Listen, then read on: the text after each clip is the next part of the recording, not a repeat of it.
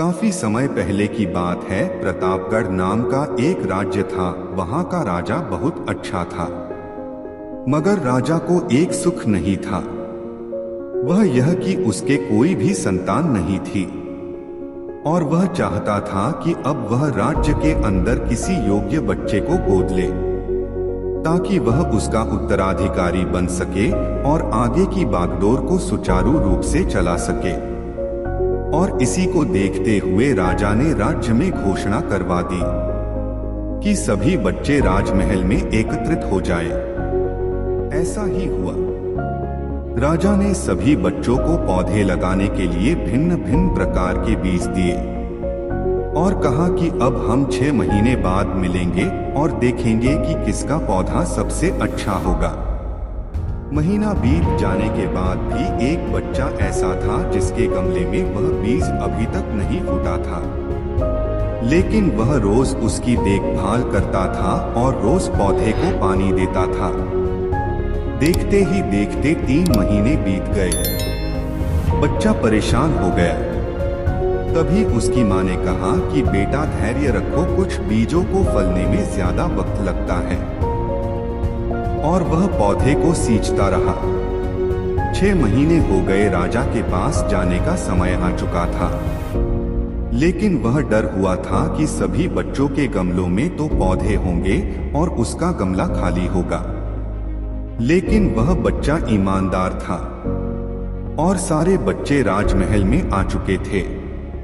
कुछ बच्चे जोश से भरे हुए थे क्योंकि उनके अंदर राज्य का उत्तराधिकारी बनने की प्रबल लालसा थी। अब राजा ने आदेश दिया, सभी बच्चे अपने अपने गमले दिखाने लगे।